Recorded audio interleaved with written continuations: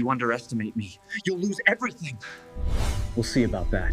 The vows are sealed now. There's no turning back. The champagne flute shattered against the marble floor of the rooftop bar, its shards catching the neon glow of Manhattan's skyline like fallen stars. Alex Harrington's hand trembled as he stared at the man across from him. The one whose smirk had haunted his nightmares for years, Jordan Reyes. The ruthless upstart who'd clawed his way into the heart of Silicon Valley's elite, stealing deals and dignity with equal savagery. In that instant, as the city's pulse thrummed below, Alex knew the bet they'd just struck would either destroy him or remake him entirely. It started 6 months earlier, in the sterile glow of a San Francisco boardroom, where empires were built on whispers and broken on bolder lies. Alex, at 34, was the golden boy of the tech world, a self-made billionaire whose app had revolutionized urban living, turning chaotic commutes into seamless symphonies of shared rides and instant connections. Tall, broad-shouldered, with piercing blue eyes that could command a room or cut through bullshit, he wore success like a second skin, bespoke suits from Savile Row, a Patek Philippe watch that ticked with quiet arrogance. But beneath the polish lurked a man who'd buried his heart deep, after a youth spent dodging the shadows of small-town Texas bigotry, where loving another man meant whispers behind closed doors and fists in the dark. Jordan was his mirror image twisted, 33, wiry and sharp-featured, with olive skin that spoke of his Mexican-American roots and hazel eyes that burned with the fire of someone who'd risen from East LA's concrete jungles.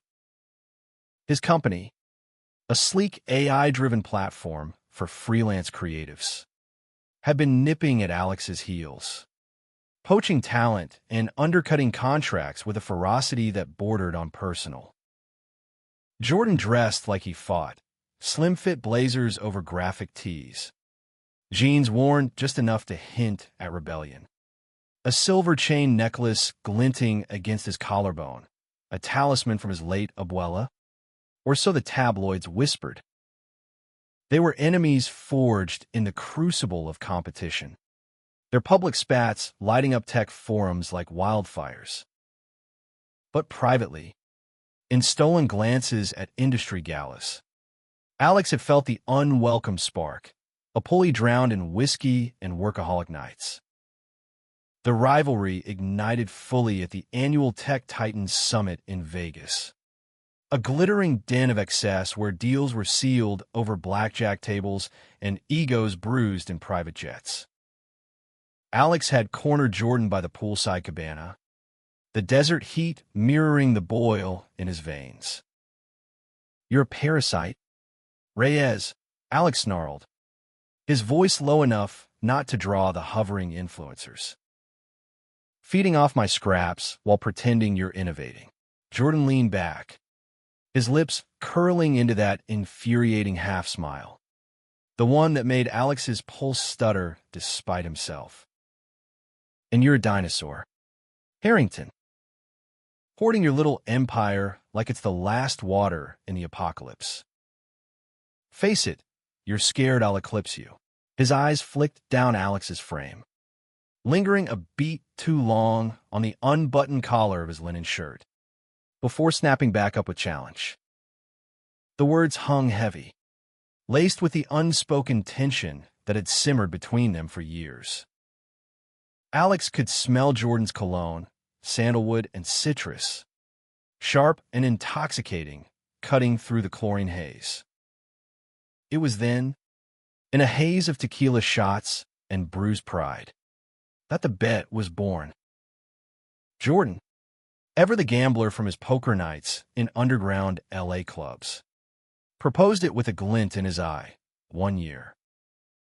"We merge our companies under a single banner.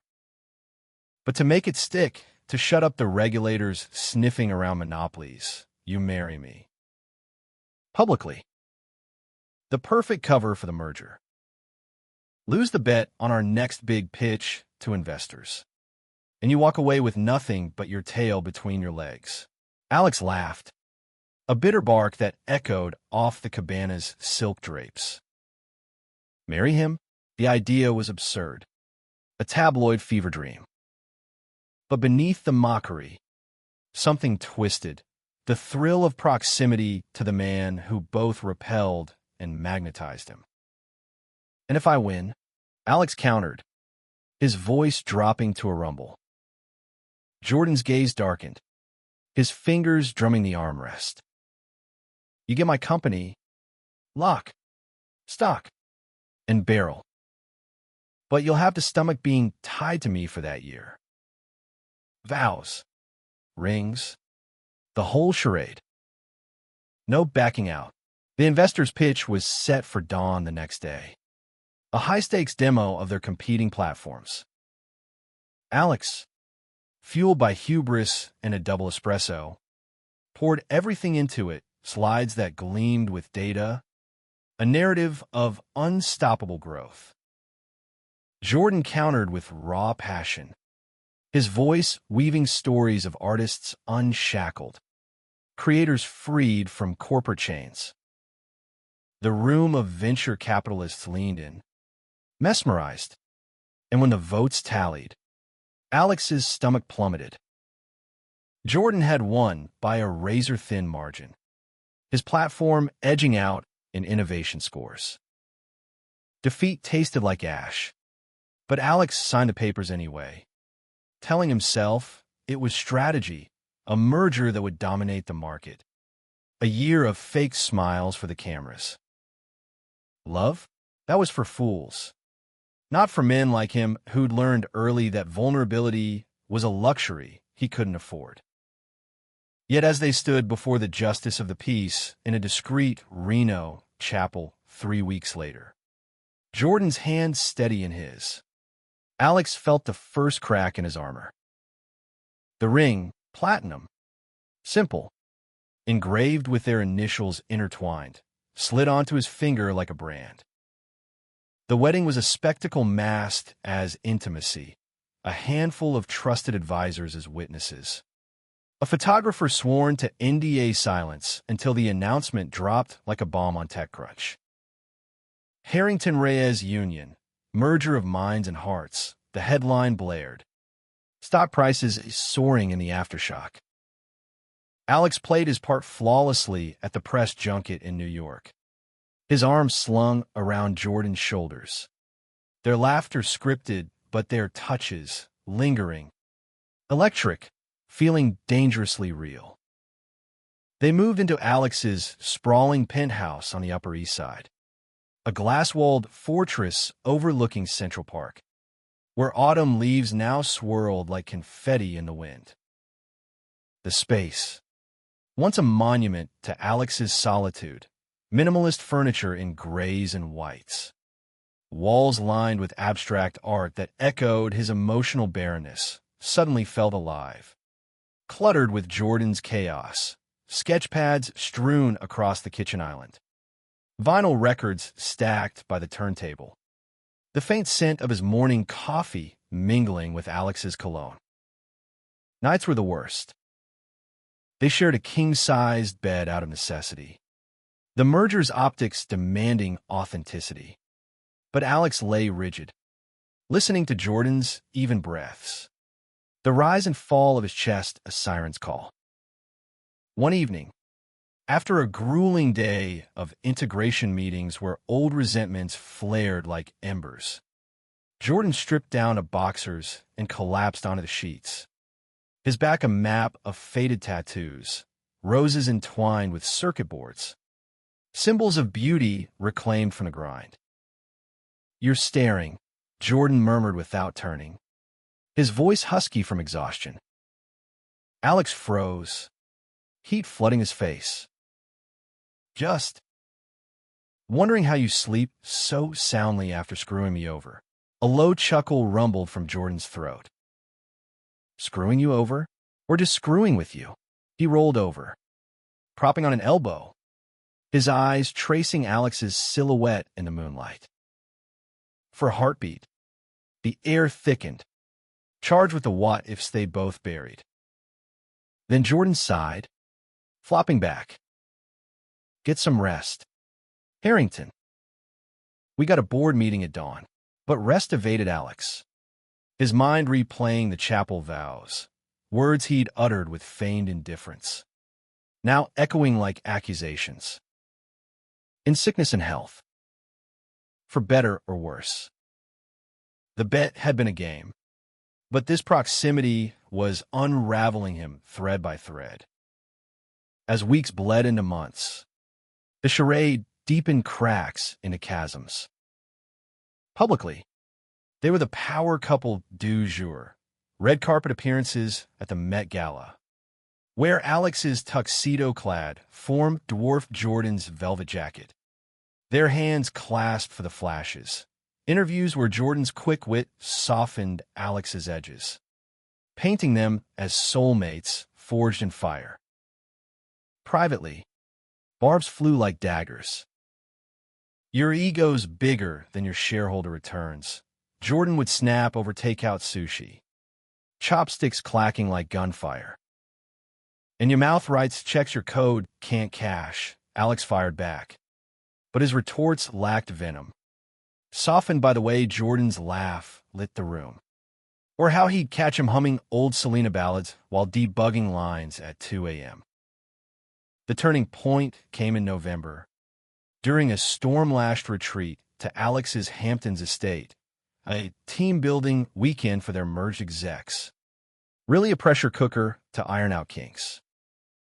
Rain lashed the windows of the great room, thunder rumbling like the God's own argument. As the group huddled around a fireplace, wine flowing freely, Alex, nursing a scotch, watched Jordan across the flames, animated, gesturing wildly as he recounted a near-bankruptcy tale from his startup days, his face alight with that raw honesty Alex envied. Later, as the others retired, they lingered on the veranda, coats pulled tight against the chill. The ocean roared below, waves crashing with the fury of unspoken truths. Why'd you really agree to this? Jordan asked suddenly, his breath fogging the air. The bet. You could have fought in court. Drag it out. Alex leaned on the railing, the wood cool under his palms. Pride. And maybe curiosity. To see if I could outlast you up close. He turned, meeting Jordan's gaze, the hazel depths stormy as the sea. What about you? Why push for marriage? A merger clause would have sufficed. Jordan's jaw tightened, his fingers tracing the ring on his hand, a habit Alex had come to recognize as nerves. Because I wanted to win everything. Your company. Your respect. Hell, maybe even you. The admission hung there, vulnerable and jagged, stripping away the armor. Alex's heart hammered. A traitorous thing. You already have too much, he whispered, but his body betrayed him, stepping closer until their breaths mingled. Jordan's hand rose, cupping Alex's neck, thumb brushing his pulse point, a touch that ignited wildfires in his veins. Their lips met in a clash of desperation and defiance, the kiss tasting of salt and storm. Years of enmity dissolving into something fiercer, hunger. They stumbled inside, shedding clothes like sins, bodies colliding on the rug before the dying fire. Jordan's skin was fever-hot under Alex's hands, his moans a symphony of surrender as Alex mapped every inch, the curve of his hip, the sensitive hollow of his throat. It was rough at first, teeth and nails marking territory, but softened into reverence, whispers of names like prayers. Afterward, tangled in blankets, Jordan's head on Alex's chest, the world narrowed to heartbeats sinking in the quiet. Dawn brought regret's shadow. Alex woke to Jordan dressing by the window, his back rigid. Last night, Alex started, voice rough. Was a mistake, Jordan cut in, not turning. Part of the act bleeding over. Don't make it more. But his eyes, when they met, were haunted, warring with the man who just bared his soul. The lies settled like frost between them, thawing only in stolen moments, a brush of fingers in boardrooms. Late-night confessions over bourbon about lost loves and family rejections. Alex learned of Jordan's Ebola, her quiet acceptance the anchor in his storm-tossed youth. Jordan glimpsed Alex's Texas scars. The father who disowned him with a Bible verse and a slammed door. These revelations wove threads of empathy, turning foes into fragile allies. Yet suspense coiled tighter as winter gripped the city. Whispers of sabotage leaked. Anonymous tips to regulators claiming the merger was a sham. Stock dips hinting at insider betrayal. Alex suspected Jordan at first. Paranoia of venom in his blood. But the man's anguish during their confrontation, "I'd burn before I'd hurt you now," shattered that illusion. It was an ex-partner of Jordan's. A bitter designer scorned and vengeful. Unraveling their empire thread by thread. The climax erupted in February. At a black-tie gala in the Waldorf Astoria. Chandeliers dripping light like liquid gold. Alex, in a midnight tux, scanned the crowd for Jordan, who arrived late in a charcoal suit that hugged his frame like a promise. His smile strained. Midway through toasts, the bombshell dropped, a leaked email chain, doctored to paint their marriage as fraud. Splashed across every feed.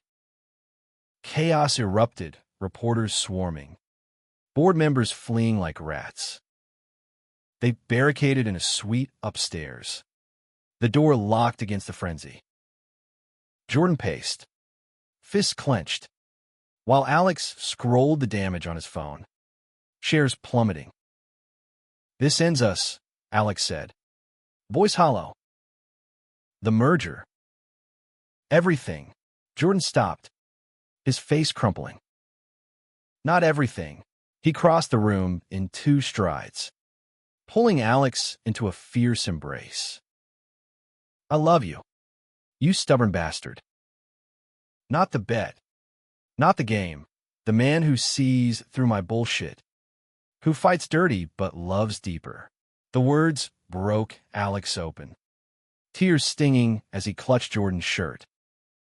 "I lost the bet the day I said yes," he confessed, lips brushing Jordan's ear. "Because I fell for my enemy. For you." They made love then, slow and shattering. Bodies a testament to survival, kisses tracing bruises from the fall, hands promising rebuilds. Outside, the storm raged. But inside, they forge a new pact, transparency. No more masks. Spring unfurled with redemption. They exposed the saboteur in a blistering press conference. Jordan's charisma turning the tide. Alex's resolve sealing the victory. The merger stabilized, stronger for the scars. And their love, it bloomed quietly, in rooftop gardens where they danced to phantom mariachi, in Texas ranches where Alex introduced Jordan to a mending family, in LA streets where Jordan showed him graffiti walls alive with stories. By summer, as they renewed vows, not for show, but for them, in a sun-drenched Malibu ceremony, Alex realized the bet's true loss, the illusion of control. Love had won, messy and magnificent, teaching that enemies could become homes, and vulnerability the greatest strength. In the end, what began as a wager ended as a legacy, not of empires, but of two hearts, entwined against the odds, proving that even in a world quick to divide, love could conquer all.